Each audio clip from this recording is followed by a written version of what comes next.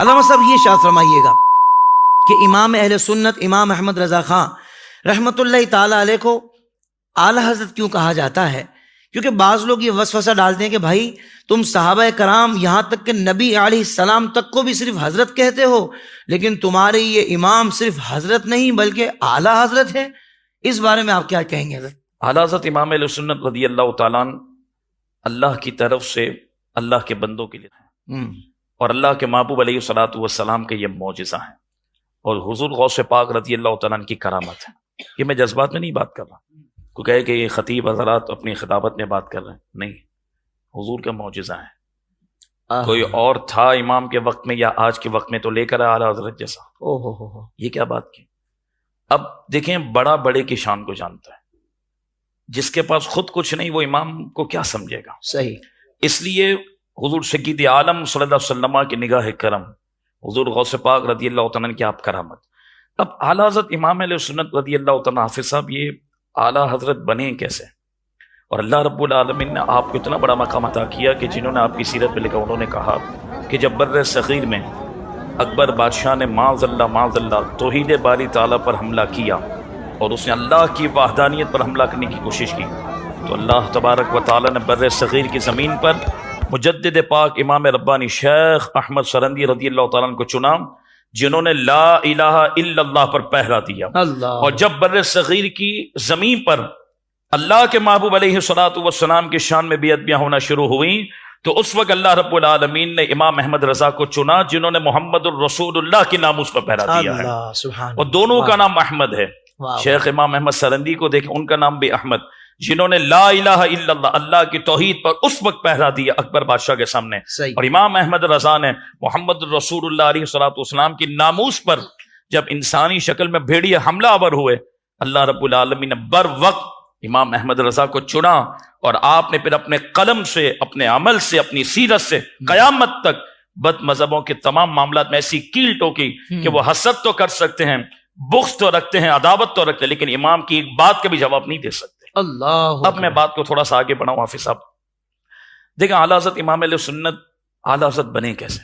آپ کا سوال بھی ہے نا، سب حضرت ہیں تو یہ اعلیٰ حضرت ہیں، تو اس کا ایک میں الزامی جواب تو بھی عرض کروں گا، اس سے پہلے آپ غور کریں، یقین کریں، دیکھیں یہ خود سے نہیں بنے، اللہ نے بنایا۔ واہ واہ واہ واہ۔ ہم حضرت تو خود سے بن سکتے ہیں نا، میں بھی حضرت صاحب ہو گئے، وہ بھی حضرت صاحب ہو گئے، اور چند لوگوں کو کہہ دیا کہ آپ حضرت صاحب بولنا ہے، یہ کمال ہے۔ جنہیں پوری دنیا اعلیٰ حضرت کہنا، یہ بننا کمال ہے، اور یہ اللہ رب العالمین کے فضل سے ہوتا ہے، اللہ تبارک و تعالیٰ انہیں چنتا ہے۔ امام احمد رضا پیدائشی ولی کامل تھے، اعلیٰ حضرت امام علیہ سنت۔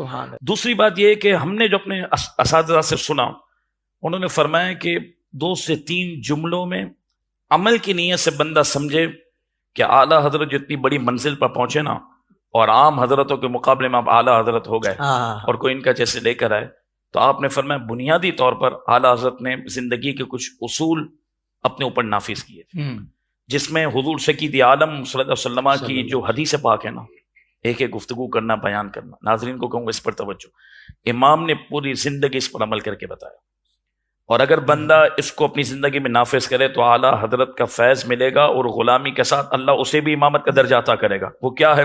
سائنس کا علم، ہر علم وہ بات میں ہے۔ امام اہل سنت کو جو اللہ رب العالمین نے اتنی بڑی شان عطا فرمائی نا، کہ آپ ایک عالمگیر ہمہ جہت شخصیت بنے، بنیاد کی کیا بات تھی؟ میرا آقا کریم صلی اللہ علیہ وسلم کی جو حدیث پاک ہے، من احب للہ وابغض للہ واعطى للہ ومنع للہ فقد استکمل الایمان۔ امام نے اس حدیث پاک کو اپنی زندگی کا مقصد بنایا تھا۔ صحیح۔ آپ نے جس سے محبت کی اللہ کے لیے، صحیح، جس سے دشمنی کی اللہ کے لیے، جسے دیا اللہ کے لیے، جسے نہ دیا اللہ کے لیے، فرمایا جب امام نے اس حدیث پاک کو اس طریقے سے تھاما، پوری زندگی آپ نے ہر لمحے میں، چاہے اپنا ہو یا سامنے کوئی ہو، آپ نے اس حدیث کو آئیڈیل بنا کر جب محبت و دشمنی کا مرکز اللہ رسول کی ذات کو بنایا، اللہ تبارک و تعالی نے شان آپ کو عطا فرمائی، اور ایسی آپ نے حضور سے محبت کی۔ دیکھیں قرآن کی بات ہے، فَاذْكُرُونِي أَذْكُرْكُمْ، اللہ رب العالمین نے جو جملے میں بتا دیا، امام نے اس پر عمل کر کے بتایا۔ رب نے فرمایا فَاذْكُرُونِي، تمہارا کام ہے میری بات کرنا، میرے دین کی بات کرنا، میرا ذکر کرنا، میرے محبوب کی بات کرنا، یہ سب اللہ کا ذکر۔ ہم نے اس کو چھوڑ دیا, ہم نے کوشش کی اپنی بات کی. امام نے صرف اس پر عمل کیا, فذکرونی. آگے رب نے فرمایا اذکرکم, یہ میرا کام ہے. اللہ فذکرونی, امام نے اس پر پہرا دیا کہ جب بھی بات کی اللہ رسول کی بات کی, دین کی بات کی, رسول اللہ کی بات کی, پھر کیا ہوا؟ اذکرکم, اللہ فرماتا ہے میں چرچا تمہارا کروں گا. سوشل میڈیا پر اسلام کی صحیح تعلیمات جاننے کے لیے ابھی حافظ سائر قادری کا نیا YouTube channel Islamic digital studio subscribe کر لیں, اور ہاں نوٹیفیکیشن بیل آئیکن کو بھی پریس کر لیں تاکہ ہماری نئی ویڈیوز آپ تک بر وقت پہنچ سکیں.